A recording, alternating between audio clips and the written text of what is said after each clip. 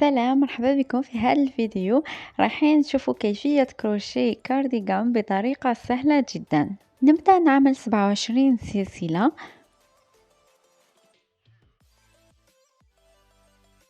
من بعد نعمل 25 عمود على كل السطر.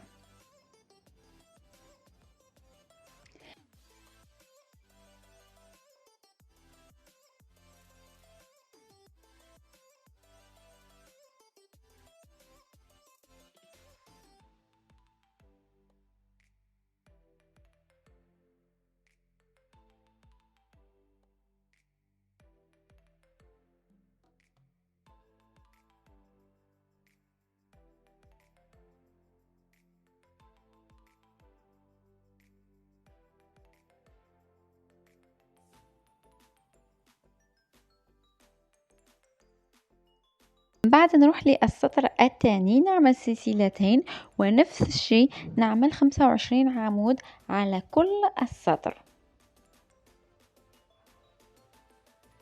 ونكمل بنفس الطريقة حتى نتحصل على 13 سطر بالثلاث ألوان اللي أنا اخترتهم. انتوما استعملوا الألوان اللي حبيتوا.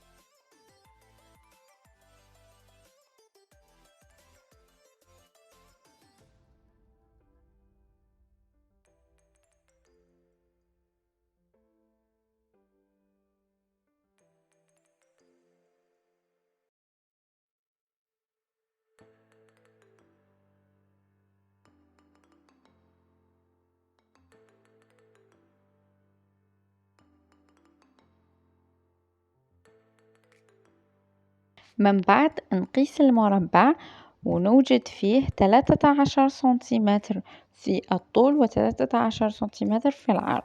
لازم نعمل 23 مربع باللون البني، 20 مربع باللون الأسود، و20 مربع باللون الأبيض، ونتحصلوا على 63 مربع. نعمل الأكمام. نبدأ ب17 سلسلة ونعمل نصف عمود من الجهة الخلفية على كل السطر. نعمل ونقيس حتى نتحصل على نفس قيس المعصم. نعمل أيضا الحاشية السفلية.